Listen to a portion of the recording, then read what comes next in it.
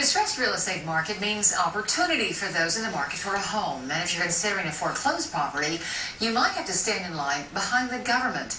9 wants to know why the federal government has been spending billions of tax dollars fixing and flipping homes, and now that program's advanced to a new level. Millions more dollars will be spent on foreclosed properties in Colorado.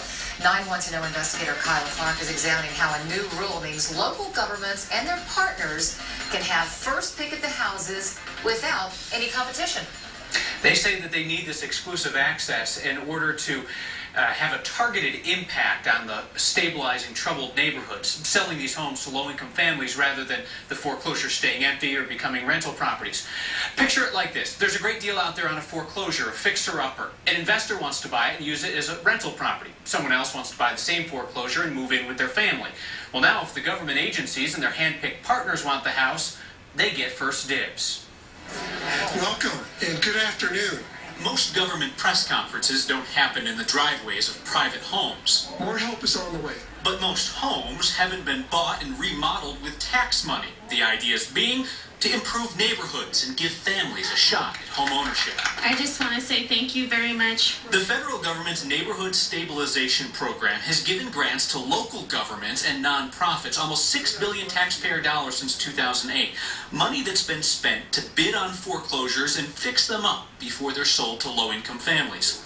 The latest $1 billion in tax money comes with a new tool for the government. Something called First Look Partnership. First Look gives the local governments and their partners exclusive first access to the foreclosure market ahead of private buyers. First Look is really a game-changing approach, market-oriented and cost-effective strategy. That is the exact opposite of market-oriented. The government has mandated they get the best properties, they get the first shot at it. Charles Roberts is a local realtor. So is Jude Sandvall, who had a similar reaction to First Look being described as market-oriented. I don't understand how the government having the ability to purchase properties before individuals and families is a market-oriented approach. Again, they're taking those families' taxpayer dollars and purchasing properties before those families even have an opportunity to look at those properties and purchase them. No, it'll still be open to them if these other properties don't get picked up. The regional administrator for the Department of Housing and Urban Development, Rick Garcia, says giving local governments and their partners exclusive first access is about who knows best. Who knows best but local CDCs or community-based organizations with cities of how to get into those properties first. I'd leave that to your viewers. Who do you think knows best?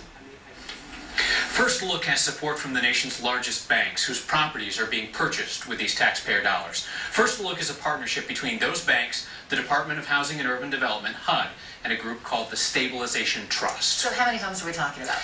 The supporters of this program are very quick to point out that its efforts at stabilizing neighborhoods hard hit by foreclosure does not take that many properties out of the open market. This latest round of funding is designed to cover 14,000 homes nationwide. There were more than 20,000 foreclosures in Colorado alone last year. Of course, critics will argue that they're not worried about the government agencies taking all of the foreclosures, but instead that they'll take the ones that are most attractive to families or investors looking for houses. All right.